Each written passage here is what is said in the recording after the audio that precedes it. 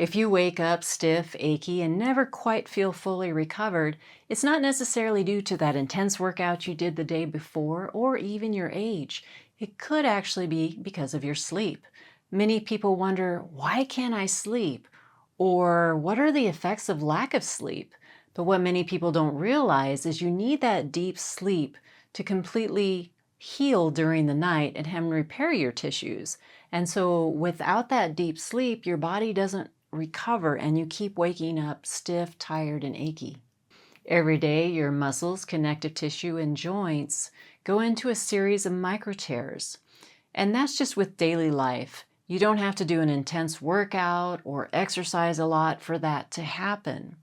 And when you go into deep sleep, human growth hormone is released, repairing the muscles and the tissues, and it helps to calm the nervous system, and it's pretty much like a reset for your body for the next day.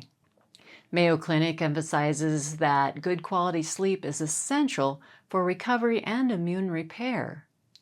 Harvard Health explains that deep stages of sleep give your body the energy boost it needs to repair those tissues overnight, and without it, you can wake up stiff and achy and far less resilient. Here's where poor quality sleep and pain fuel each other.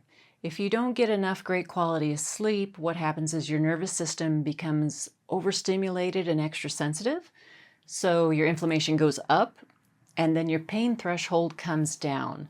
And when that pain threshold comes down, it magnifies any pain you feel. Your joints, everything seem to ache twice as much than if you would have gotten that restorative, restful sleep that you need to repair everything. And so then what can also happen is it triggers a pain spasm cycle. You are really sore, so you can't sleep. If you can't sleep, you can't repair, so it makes it sore again. So you just keep going back and forth until you're able to break that cycle. Harvard researchers have shown this two-way link where poor quality sleep amplifies pain, and then in turn, pain affects your quality of sleep, making your sleep poor. Another thing to consider is the posture you're in during the day. If you're sitting on a computer at a desk, or if you're a dental hygienist, you're bent over, you're a hairstylist, your arms are up here, any type of profession where you're holding that same position all day long without much movement or without many breaks, your body's going to set up a pattern and a memory. So your connective tissue, your muscles, everything gets locked into a certain position. So when you try to go to bed at night and you don't release all of that tension and break that pattern, like I'll show later in the video, some self-care techniques you can do, if you leave all that in there, you take that pattern into your sleep. And especially if you're a side sleeper, if you're already like this and then you spend the night sleeping on your side like that, it's just going to keep emphasizing that pattern. And so you're going to basically take your day into your sleep. And so if you don't get that restoration, you're sore again for the next day. And it just creates this cycle and the domino effect that needs to be interrupted so you can bring that pattern back into a balance. Here's how to break that pain spasm cycle. I call it the Nightly Restorative Reset. And it's a simple 3-series protocol that will help you break out of that pattern and help you sleep better. This is something you want to do before you go to bed at night, and it should help get you out of that cycle and help you get more restorative sleep. The first step in the Nightly Restorative Reset is to cut out evening disruptors that prevent us from our sleep. Let's start with alcohol. According to Harvard Health, alcohol can help you drift off quickly, and a lot of people use it to relax, but it actually can fragment your sleep. It interrupts deep stage of sleep, and it can also interrupt the REM sleep that you need. And that's why even after about a drink or two, you still feel groggy in the morning. The next sleep disruptor is sugar. The Arthritis Foundation noted that sugar actually fuels inflammation. And this inflammation can make it so you get headaches, achy joints, stiffness, all that in the morning, all from just eating that sugar at night before you go to bed. Next on the list is caffeine. Mayo Clinic noted that caffeine has a long half-life. So what that means is that coffee or that energy drink or that soda that you had in the afternoon can still last into the evening and disrupt your sleep. The next is water overload. Mayo recommends to shift your bigger amounts of water early in the evening, so that way when it comes nighttime, you're not up running to the bathroom all the time. I actually had this discussion with a gentleman I had the other day for a client. He was talking about how he had poor quality sleep and that he drank a lot of water before bed. So I recommended drinking the water 2 hours before bed, so that way by the time he was ready to get to sleep, his bladder and everything should be emptied out and it should improve his sleep quality. Last on the list is screens and social media. The American Academy of Sleep Medicine points out that the blue light from the screens actually delays our melatonin, and we need our melatonin in order to make us sleepy and have a good night's rest. And then also the scrolling that we do on social media, it's very addictive. Been there myself, done that. The biggest thing is with that is it keeps your brain wired. Keeps your brain active, so you're scrolling and it's a feed loop. You're kind of addicted to it. Oh, just one more, just one more, just one more. And it's kind of like binge watching. You get addicted to that scroll. So what you want to do is shut all that down about 30 to 60 minutes. I'd do 90 minutes and incorporate the relaxation techniques I'm going to show here later. And do that instead of continuing to scroll and stare at the screen, because that's just going to interrupt your sleep and it's going to make it harder to get to sleep and get restored. The next step in the nightly restorative reset is to release muscle and connective tissue tension. As I spoke about earlier, our bodies carry our posture from the day into our sleep. So we want to have a release routine where we do some stretches, some trigger point work, any self-care things we can do, which I'll demonstrate here in a few minutes. And this routine will help with two things. First, it will take pressure off the irritated nerves, reducing the spasms that fuel the pain spasm cycle. The second thing it does is that it calms your stress response. Mayo Clinic brings out when the vagus nerve is irritated, it keeps you stuck in that fight or flight for your body, and this creates more tension and pain as well.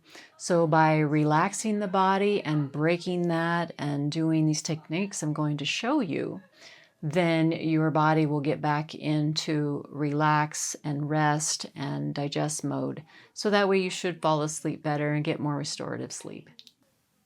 Now I'm going to share some techniques that I personally use that help me wind down at night and release some of that tension, especially when I'm massaging clients. I have that forward posture type of thing where my shoulders are being rolled forward when I work on people all day long. One thing I do a lot that helps my shoulders, and this technique I'm going to show you is also in my shoulder pain relief video. I'll show that at the link to that at the end of this video and down in the description as well, so you can reference that because it goes into more detail. But what I do is I take a towel, nice big one. I have a long arm span, so you want to find a towel that works for you. And I like towels because they're very stable. The thing is with like stretchy bands and that kind of thing, you don't have the stability you need. And I'll demonstrate here why I like that. So what I do is I take it and I come up and then I go back and 1, 2, 3. And at first you might notice that you can't go back very far. So you take it, and again, you go 1, 2, 3, and then you'll bring it forward, and then 1, 2, 3. And if you notice, each time I go back, I'm able to go back farther. So eventually, when you get mobile enough, you can take the towel, and you can go all the way back. So you can see how that completely opens up the chest. It opens up the joints of the front of the shoulder. And it also, by doing this, you'll feel it relief down in your arm. So if you're on a mouse a lot during the day, you're doing computer work, a lot of times you'll have that wrist and forearm tension going on. So by releasing this, it will actually ricochet down the arm and help open up the radial and the median nerve that goes down the arms. And then what else you can do is, because a lot of times if you're leaning in a chair or you're twisting or some other movement where your body is off center, it can start compressing here where it kind of brings your hips together. So before you know it, your hips getting elevated or there's a rotation. So another thing I like to do is take the towel, go straight up this time, and then take the opposite hand and pull against the other one. And you'll see how this really stretches down in underneath the lats, the subscaps, all that area. It helps open that up. And you'll just hold it and you'll feel that pull. That's the connective tissue pulling. And sometimes you'll feel it like all the way down in here. So that is what you're trying to realign and loosen up. So you take it and you pull and you bring it down very slowly. And sometimes you just want to hold it. And then you can kind of rotate into it because you'll get a feeling of a cross pull across your lower back or your mid back. And then of course you want to do it the other way. So you'll go stretch it out that way and kind of do a twist and a pull. And then it pulls all the way on that area. And that's what you want, especially if you've been sitting a lot during the day for your upper body. Another video I'll link to at the end of this video and in the description is my video on knee pain. And the reason I bring that one up because I show a lot of stretches and the reasoning behind the stretching of this area of the body. And it helps open all of this up, and it's a fairly detailed video. So I'll just go ahead and link to that because it's easier just to go to that and see all the demonstrations I did and the reasonings behind it. But what that does is it will open up these hip flexors. So that way when you've been sitting like this all day long, if you release this area and in the front, then it can help you stand up straighter and your hip actually rotates back, because when you're sitting all day long, you're sitting like this. And so then when you get up, your hip is still rotated like this. I'll do a side view. So it'll go like this when you want it to come back. And as if you can see, when it's like that, you're off your center of gravity. And then when you roll your hip back, it's firmly underneath your whole spine. So then that'll release the tension in your low back. So you want to check that knee pain video out. And again, I'll link that along with the shoulder video at the end of this one and in the description. Now I'll demonstrate something else I do at night, and I recommend it to my clients to relax before bed. And it's just using simple things such as a big towel like I just demonstrated in the shoulder stretch. And then also a couple tennis balls and a sock to put the tennis balls in. What the tennis balls work great for is trigger point relief. And with the trigger point, you will get these knots in your muscles in your connective tissue that you'll feel the spot when you hit it. So you don't want to force it. You want to relax around it and let your body sink into it and really clear your mind and focus on the area that the ball is pinpointing. So you can focus on relaxing and letting that go instead of guarding and getting sore, because you don't want to trigger the body's reflex response. You want it to relax, not try to force something that's going to make it guard and cause that problem all over again, because then you're just adding to the problem, the pain spasm cycle that you're trying to repair and prevent. So what you can do first, I'll set this down here, is I like to create a curve for my neck. And the reason I'm on the floor, if you have a yoga mat, that actually works the best. But I find that or even a carpeted floor, that when you lay flat for a little bit, if you've had that hunched over thing going on in your upper back where you have that curve going because you've been bent over, laying on the floor, unless you have a very bad back or a problem getting up and down, then you don't want to do this. But if you have no health symptoms that keep you from doing this, what you can do is you take your towel, and I've got a fairly big one. You don't need this big. Any size towel will work as long as you're able to roll it up and turn it into a pretty decent neck roll. So I take it and then I roll it to however thick that I want to get it. And then I'll lay it here on the floor. And then you just lay down and relax. So you lay down, and my towel could be a little bit bigger, so you just keep adjusting the roll to how you feel it. Because what the goal is you want to make sure to try and get the curve back into your neck. So if you're on your phone a lot and you're doing that tech neck thing where your head's down, this will help kind of lift that curve back up in your neck. So that way your head kind of position and curves back instead of staying flat and straight forward. So that way it releases the tension off your neck. And usually I like to lay here and really start kind of going head to toe, seeing where my body is in space. You're going to feel, especially in your mid and upper back, where your back has been forward all day long. And as you relax, you could put on some relaxing music as well. As your body relaxes, you'll feel your spine just kind of flatten out that curve in the top. So the floor, in a way, acts like a push forward. So it helps flatten that curve out so you're not curved so much forward.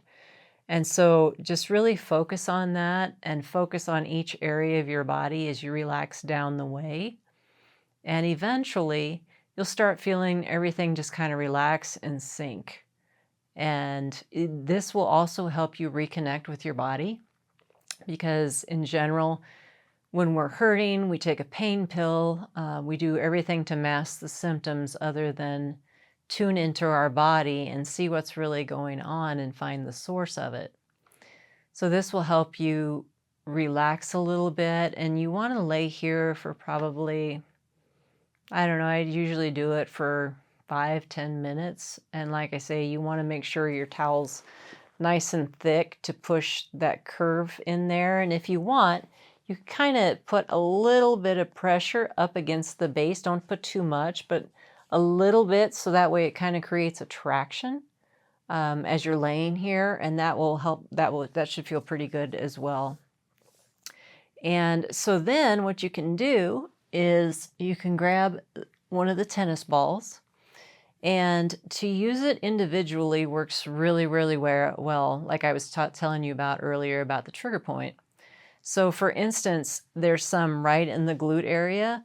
So if you put it there and you just kind of lightly roll into it, you will feel those spots that say, hello, I'm a tight spot. And sometimes it will even refer to other areas of the body, like especially when you're working the low back and the glutes, and it a lot of times will go down into the leg, and you might feel some twitching, some tingling. And eventually you'll know when that muscle releases, and because your body will start to sink around it.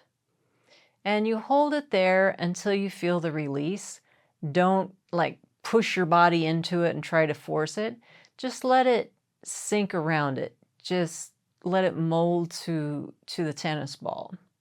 And that will be far more effective than trying to force it.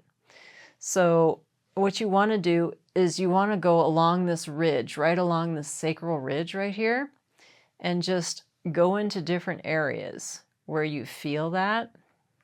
And like I say, I'm going to speed it up so to kind of show you some of the areas you can work. So you go in along there, and then another good spot is right underneath where you've been sitting, kind of by your sit bone. And then you can kind of bring your leg out and just move your body. And the tennis ball will go where areas that are tight. And like I say, it will be very apparent when the tennis ball hits those spots, and remember to sink around it.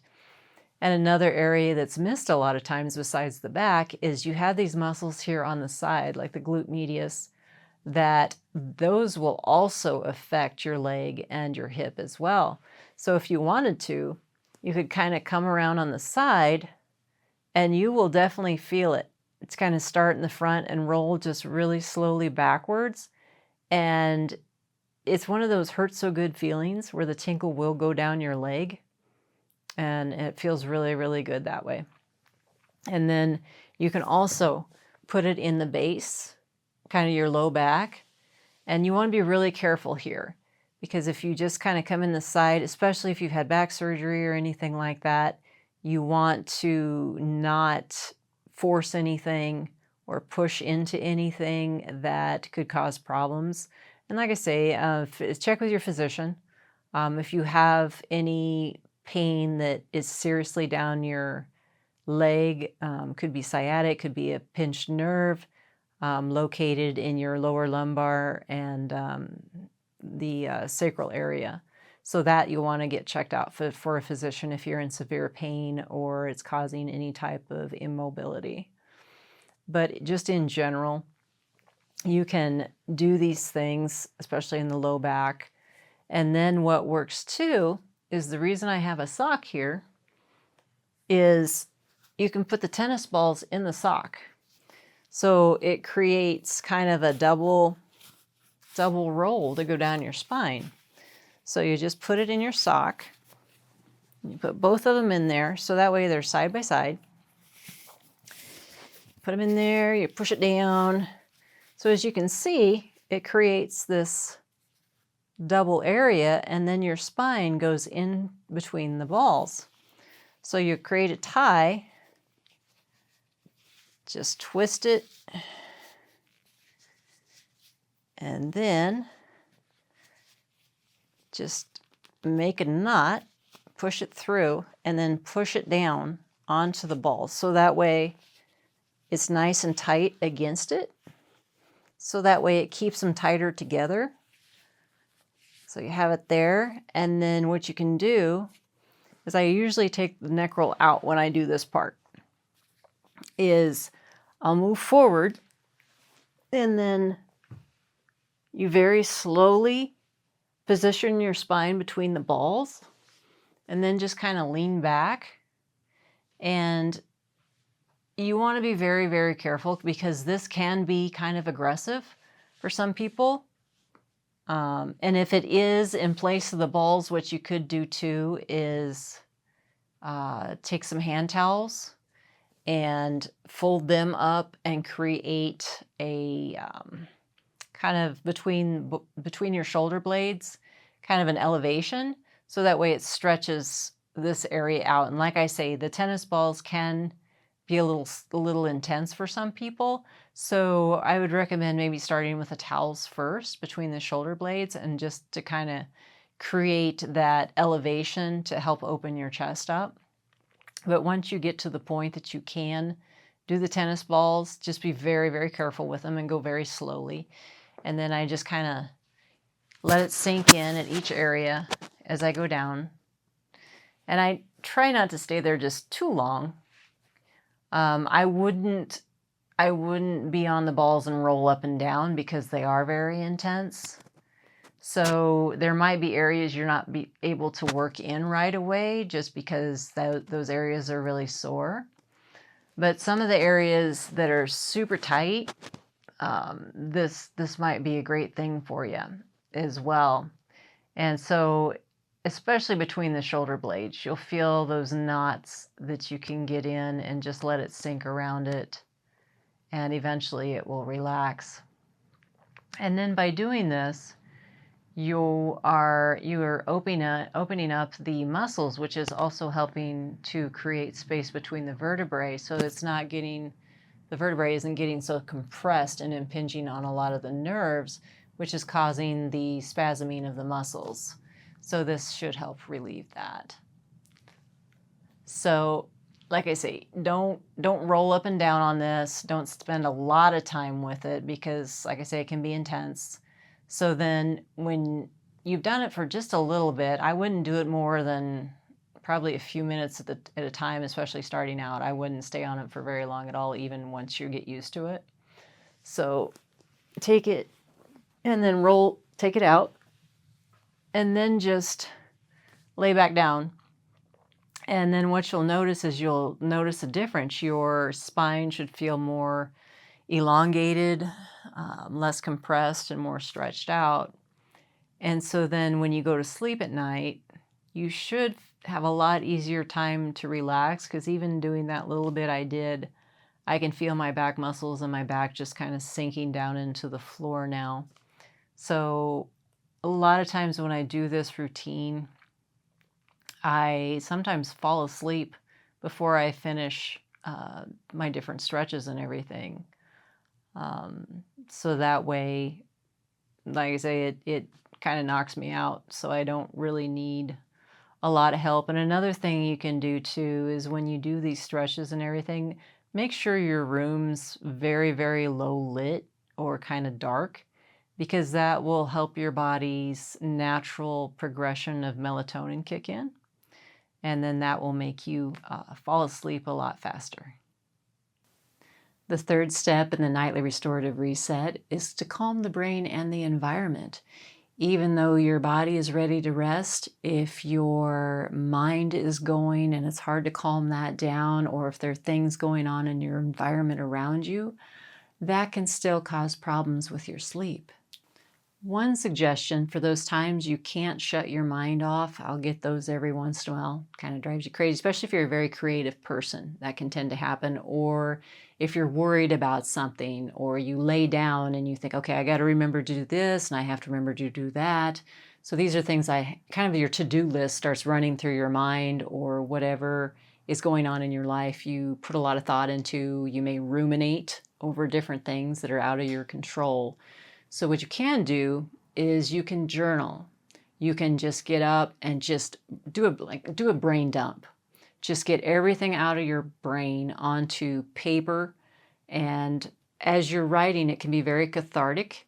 And it's the body's way to signal to your brain, hey, I can let this go. I have it down on paper. I'm not going to forget anything. It will be there when I wake up. So it helps reset that brain by getting all that clutter in it out of it, so you can focus on connecting with your body again and relaxing, making the techniques I showed earlier a lot more effective for you. Another suggestion as far as your environment is concerned is sound masking.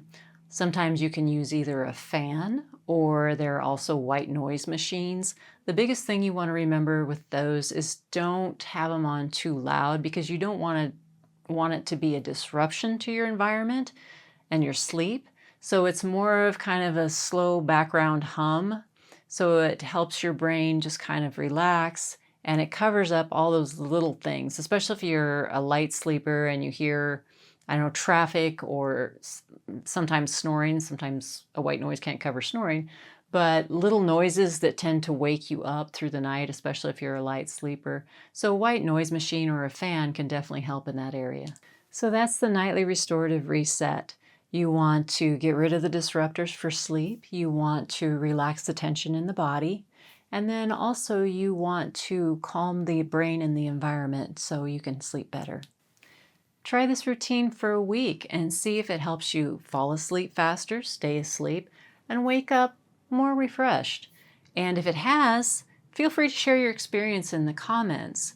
And then also share the video for other people, such as your friends and your relatives, because lack of sleep is a very common thing. So this might help them as well, and we can have a domino effect on multiple people and help them. And you want to remember that deep sleep isn't just for rest, but it's also for repair. Thank you for watching, and again, feel free to share your experiences in the comments. Feel free to like and subscribe, and stay tuned for more self-care tips.